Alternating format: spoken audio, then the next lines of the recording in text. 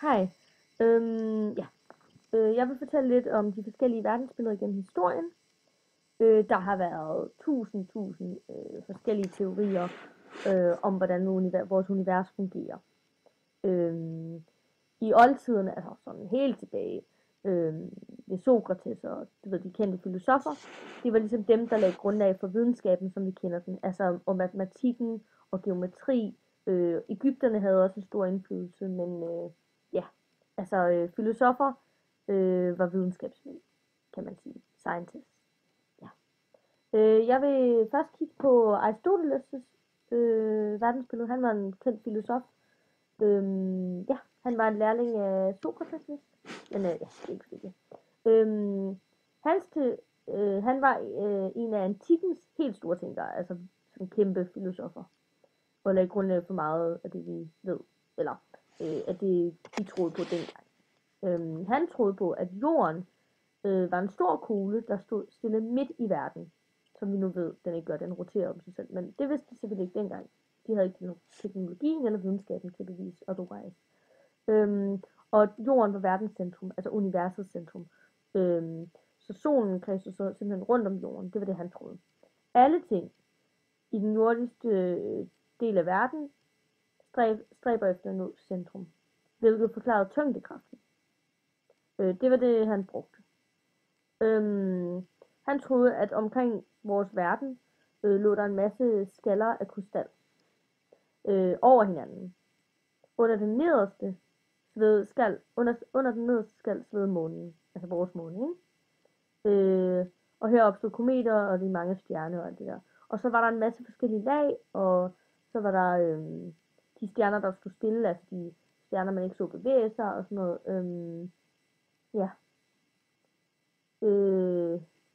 Ja, og de gik i en evig cirkelbevægelse rundt om jorden. Efter Aristoteles' verdensbillede kom Copernicus.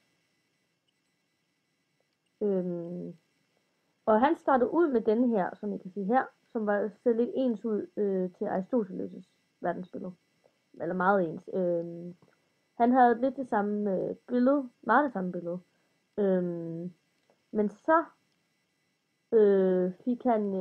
blev han ansat af paven til at observere himmellegene, med henblik på at fastlægge påsken.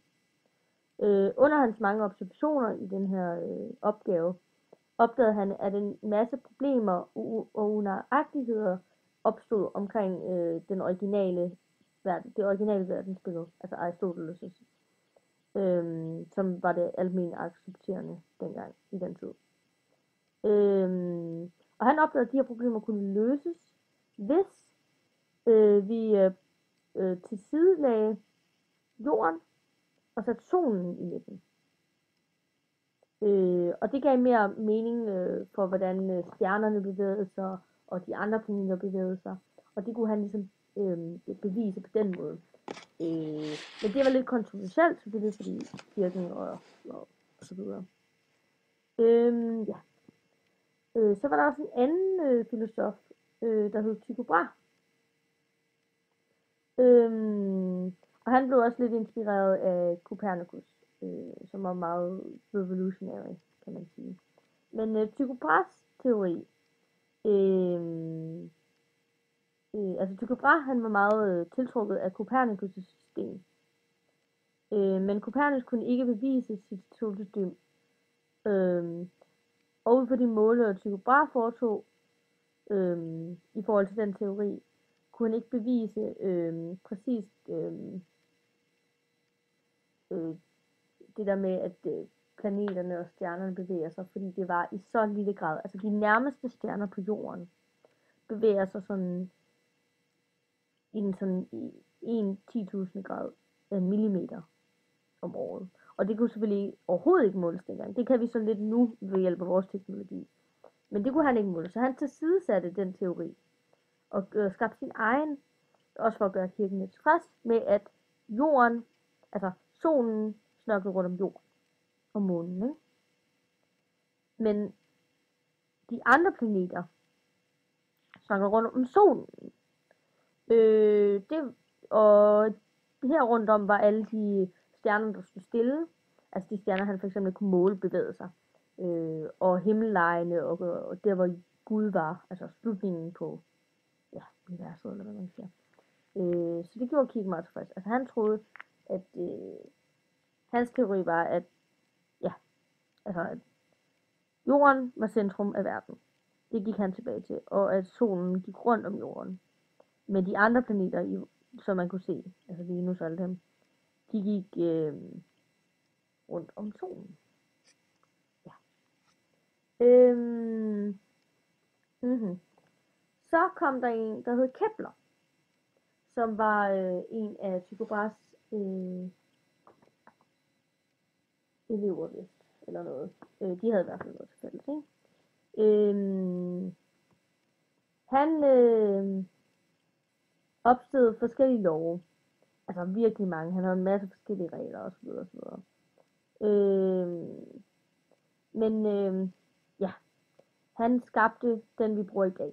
Altså den Keplers teori har vist sig at være den korrekte.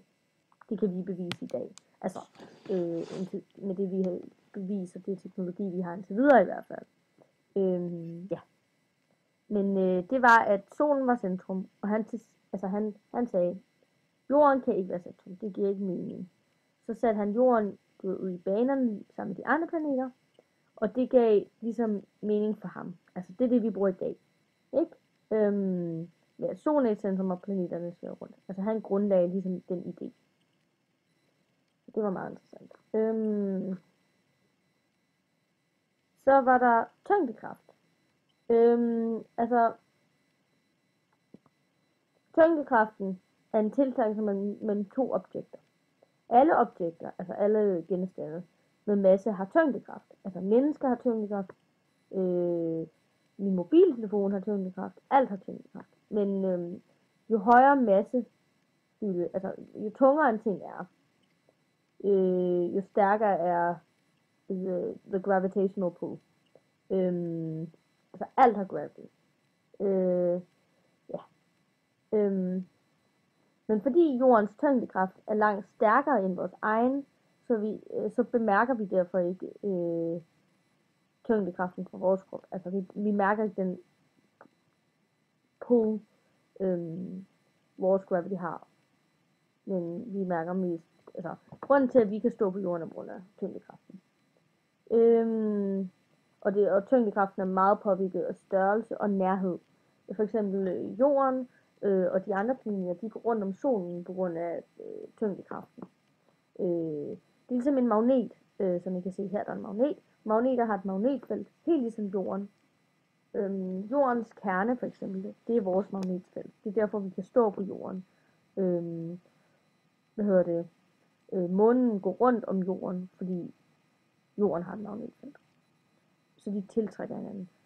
Tidevandene bevæger sig, fordi månen har et pull, altså tyngdekraften har et pull på jorden, altså fra månen, så vandet bevæger sig. Altså det hele hænger sammen. Altså ja, det hele. Så går vi videre til en af Newtons teorier. Han havde en teori om, der inkluderede en kanonkugle. Ja. Okay, hans teori gik ud på det her. Altså, hvis du forestiller dig, at du har stillet en kanon på et rigtig højt punkt, altså et højt bjerg. Og du så antager, at du affyrer kanonen vandret for det her bjerg. Så vil man regne med, at den vil falde til jorden, som angivet ved den korteste bane i figuren, altså her. Man vil bare regne med, at den vil falde til jorden efter lidt tid, selvfølgelig, fordi der er en masse kraft. Ja. På grund af tyngdekraften rettet mod midten af jorden, og den tilhørende acceleration. Altså så, hvis nu den har en høj acceleration, vil den selvfølgelig blive lidt længere, men fordi at der er, som jeg sagde nævnt tidligere, tyngdekraft, så vil den blive suget til jorden. Ja. Ja. Men hvis nu, at vi kunne få den helt rigtige acceleration, så vil den jo kunne blive ved, kan man sige, altså i teorien. Det var Newtons teori. at hvis vi kunne få den helt specifikke, rigtige acceleration, ville den kunne blive det. Ja, nu skal vi videre. Sorry.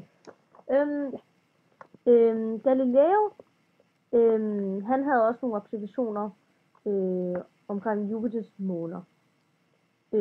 Galileo observerede med sin kikkert, som han havde selv meget designet, hvad han beskrev dengang som 3 faste stjerner, helt usynlige ved deres lydenhed, som altså ved Jupiters 3 måner, nu er der 4, men ja, det var 3 måneder, ikke?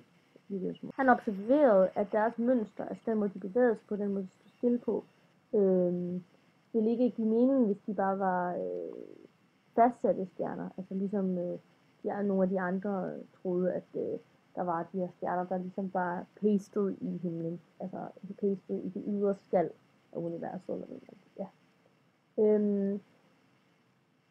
Ja.